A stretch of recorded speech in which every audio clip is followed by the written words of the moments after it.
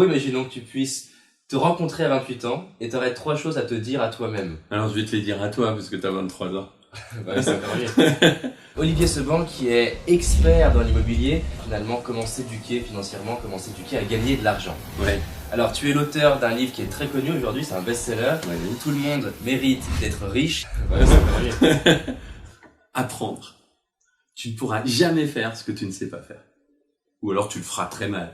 Donc, apprendre. Apprendre. Le deuxième, c'est croire en soi. La plupart des gens ne croient pas en eux. Donc, développement de la confiance en soi. Ouais, les gens pensent que les autres sont meilleurs qu'eux, mais ils oublient une chose, c'est que les autres pensent la même chose de vous. Donc les autres sont les autres. Ou les autres sont les autres pour les autres, si je me fais bien comprendre, avec la réciprocité. Mais c'est incroyable, il y a beaucoup de gens qui disent ah, « Toi, t'as de la chance, comme tu le disais il y a quelques instants, c'est pour ça que tu réussis. » Moi, ça fait 24 ans que je fais ce business-là, en tout cas dans l'informatique, je n'ai pas eu de la chance pendant 24 ans. J'ai fait de l'informatique avant, j'avais des boîtes d'informatique, j'ai gagné et j'ai perdu. Bon, ça fait partie du jeu. Mais il faut apprendre de ces expériences, parce que apprendre, donc, qui est le premier principe, et avoir confiance en soi, je vais juste revenir sur apprendre, c'est que si tu gagnes tout le temps, tu n'apprends rien. Tu n'apprends qu'à partir de tes échecs. Moi, j'ai déposé le bilan une fois sur une société. Je vais raconter rapidement pourquoi. Je faisais trop de crédit client, c'est-à-dire les gars, ils voulaient payer à 30, 60 jours. J'ai dit ok, vas-y. Et il y en a un, le plus gros de mes clients, qui s'est planté. Et il m'a entraîné dans sa chute. Et j'ai dit plus jamais de ma vie, ça m'arrivera. Et donc j'ai remonté une boîte puisque mes concepts fonctionnaient, je vendais, et j'avais pas de problème commercial. Mais j'ai dit tu payes avant et je te livre après. Et je n'ai plus jamais eu de problème d'argent. Enfin, j'en ai Donc jamais ça, eu. c'est quand même une belle clé par rapport à l'entrepreneuriat. Ça peut s'appliquer du coup à pas mal de business, de il y a faire payer avant. Oui, enfin, bon après, c'est bien sûr, il y a des gens qui vont dire ouais, mais dans mon business, je peux pas le faire et tout ça. Bon, il y a une chose qu'il faut savoir, c'est moi, une fois, il y a un client qui voulait payer à 30, 60 jours. Je lui ai répondu un peu sèchement, je suis pas une banque. je suis pas une banque. Donc, si vous voulez du crédit, vous allez voir votre banque. Moi, j'ai déposé le bilan une fois à cause de ça et j'ai plus jamais de ma vie, ça m'arrivera. Je préfère devoir de l'argent plutôt qu'on m'en doive. Et on vit beaucoup mieux.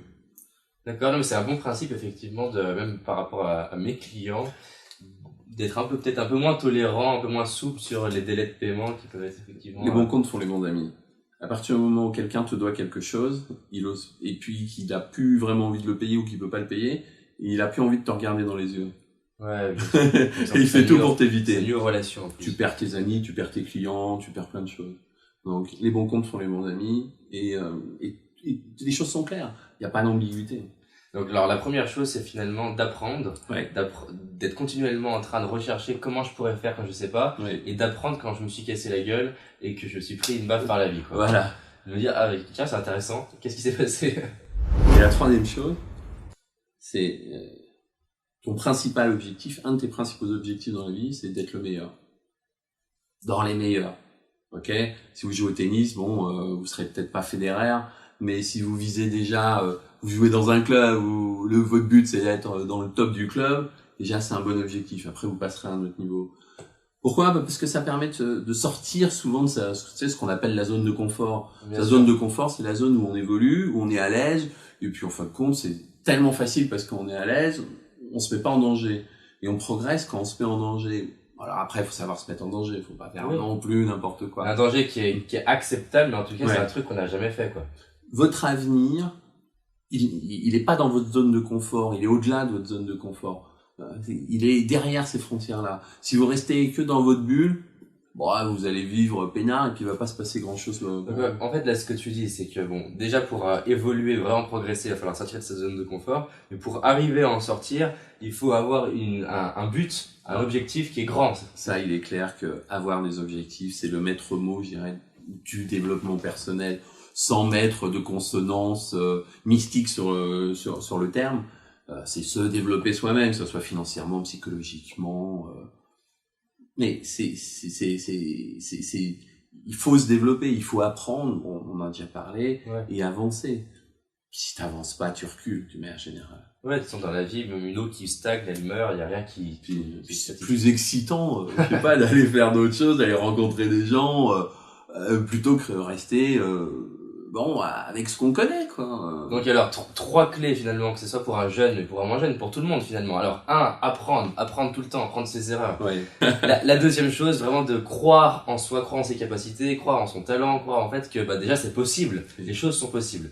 Et la troisième chose, quand on se dit que c'est possible, c'est bah, de se dire qu'est-ce que je veux finalement, qu'est-ce que je veux pour sortir de sa zone de confort. Si on fait ces trois choses-là, qu'est-ce que tu veux pour toi, je veux dire, c'est ça, je veux dire.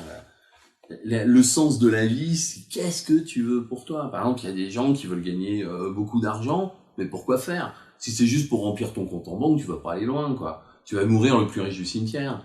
ouais, donc il faut aller derrière en se disant vraiment je vais en faire quoi de cet argent, qu'est-ce que ça va m'apporter, comment je vais pouvoir contribuer, comment je vais pouvoir voyager, participer à un sport, bref. Je dois trouver ce pourquoi, quoi.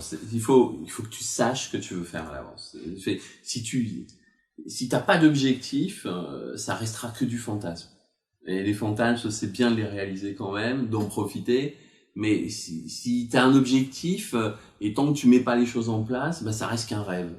Et un rêve, bah c'est pas du réel. Et, donc le rêve, tu le vis entre 11h du soir et 7h du matin pendant la nuit, mais ça te fait pas avancer beaucoup. Donc, du coup, ta vie devient tes 24 heures sont des rêves, du coup. Voilà.